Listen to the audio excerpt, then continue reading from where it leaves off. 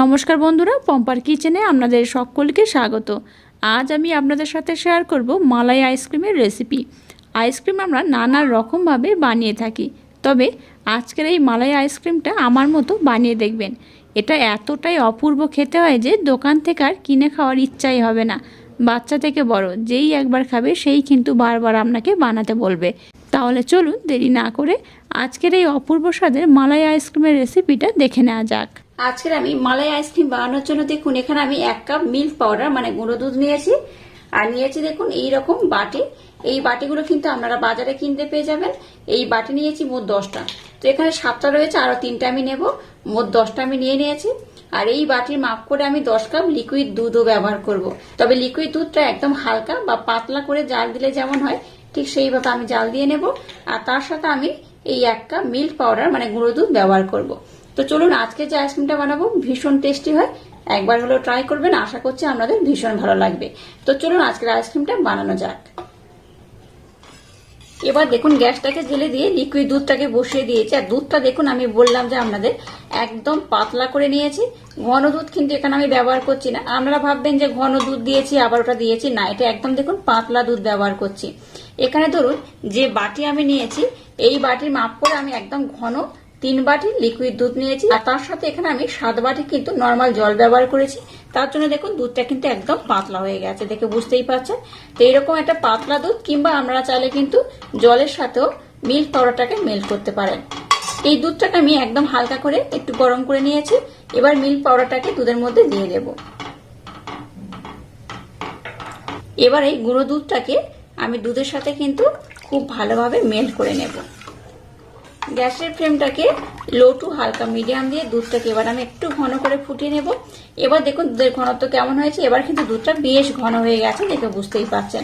তো যাদের হাতের কাছে ধরুন অনেকটা দুধ থাকবে না বা কম দুধে বানাতে চান, এইভাবে কিন্তু আপনারা বানিয়ে নিতে পারবেন।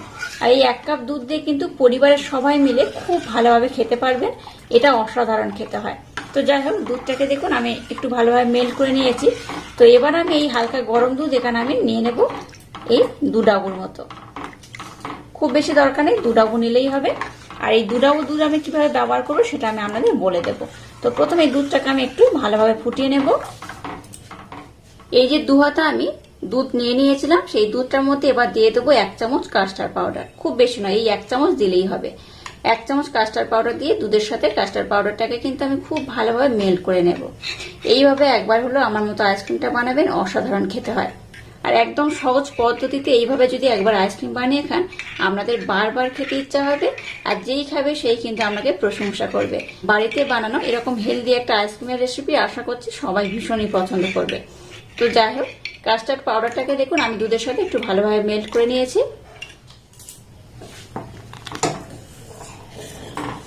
এদিকে দেখুন দুধটাকেও কিন্তু আমি ভালোভাবে ফুটিয়ে নিয়েছি। এবার এখানে আমি একটা উপকরণ অ্যাড করব।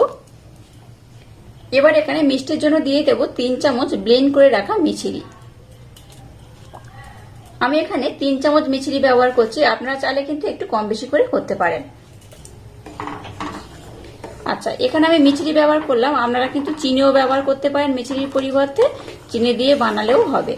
আর যে কোনো আইসক্রিমে একটু বানানোর জন্য যদি মিষ্টি বেশি পছন্দ করেন মিষ্টির পরিমাণটা একটু বেশি দেবেন।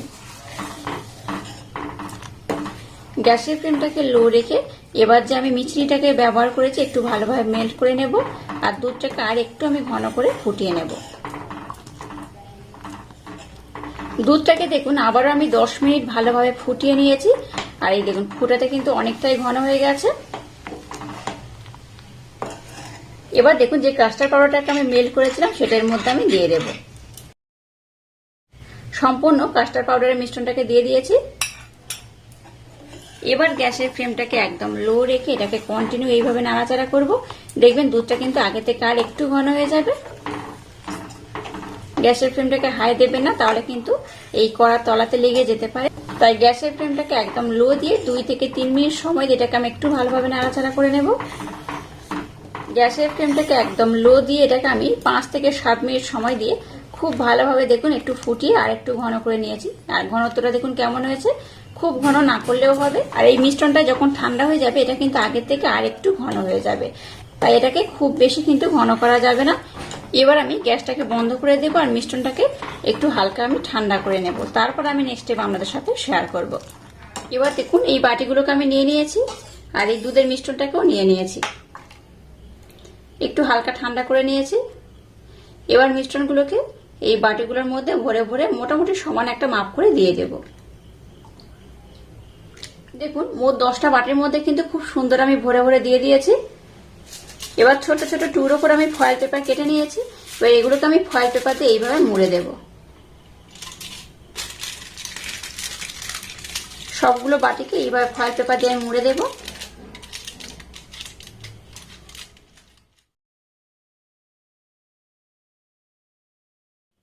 দেখুন সবগুলোকে আমি এরকম ফয়েল পেপার দিয়ে কভার করে দিয়েছি। এবার এটাকে আমি ওভারনাইটের জন্য ডিপ ফ্রিজে রাখবো। ওভারনাইট পর আমি আপনাদের দেখাবো আইসক্রিমগুলো কত সুন্দর হয়েছে। দেখুন মালাই আইসক্রিমগুলোকে আমি ওভারনাইটের জন্য ডিপ ফ্রিজে রেখে দিয়েছিলাম। ওভারনাইট পর আমি আপনাদের বার করে দেখাচ্ছি। দেখুন এটা কত সুন্দর হয়েছে। এটা দেখতে যেমন সুন্দর, এটা কিন্তু খেতে তেমনই অপূর্ব, অসাধারণ। একবার হলেও ট্রাই করবেন, আশা করছি আপনাদের ভীষণ ভালো লাগবে।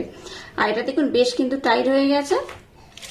এবার দেখুন এই ফয়েল পেপারগুলোকে সবগুলোর মধ্যে আমি উঠিয়ে নেব।